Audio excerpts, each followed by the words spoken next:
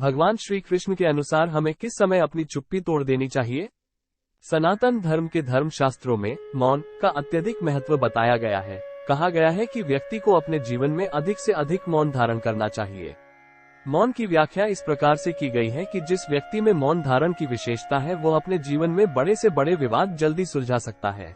लेकिन क्या जीवन में हर समय मौन आवश्यक है? क्या केवल मौन धारण करना ही समस्या का समाधान है? इस विषय में भगवान श्री कृष्ण ने भगवत गीता में बड़े ही विस्तार से बताया है। भगवत गीता के प्रथम अर्जुन विषाद योग एवं द्वितीय सांख्य योग अध्याय में भगवान श्री कृष्ण ने मौन एवं प्रतिकार की परिस्थितियों का वर्णन किया है। यानी कि भगवान श्री कृष्ण ने बताया है कि हमें किस परिस्थिति में बोलना है एवं किस परिस्थिति में हमें चुप रहना है।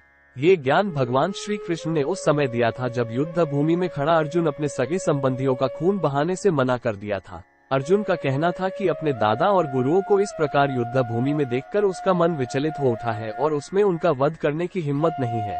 उस समय भगवान श्री कृष्ण ने अर्जुन को अपने अमृत ज्ञान के द्वारा मार्गदर्शन दिया था।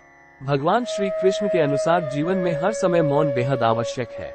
बेवजह बोलना किसी प्रकार से ठीक नहीं कहा जा सकता, लेकिन हमें हमारी चुप्पी उस समय तोड़ देनी चाहिए जब हमारे अधिकार का हनन हो रहा हो।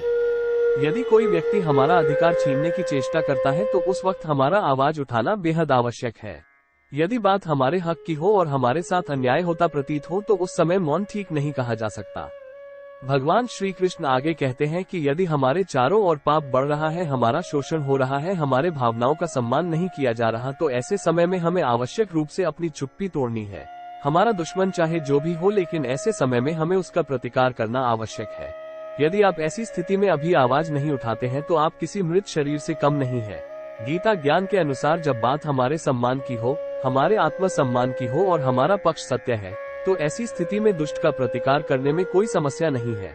जब हमारे परिवार जनों पर किसी प्रकार का संकट छाया हुआ हो लेकिन हम फिर भी चुप हैं तो शायद हम डरपोक हैं।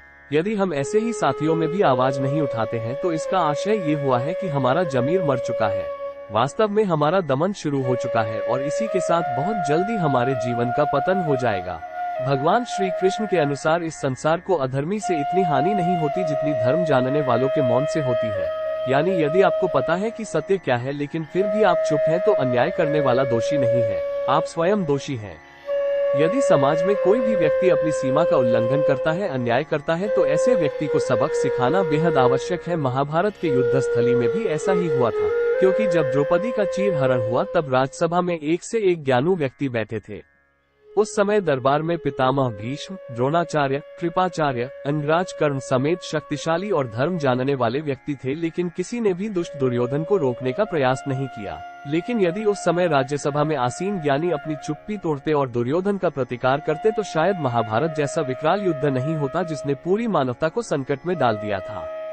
इसीलिए प्रत्येक मानव के लिए यह आवश्यक है कि उसे अपने साथ हो रहे न्याय और अन्याय का संपूर्ण ज्ञान हो। व्यक्ति को ये पता होना चाहिए कि किस समय मेरा शोषण किया जा रहा है और मुझे इसका सामना करने की आवश्यकता है।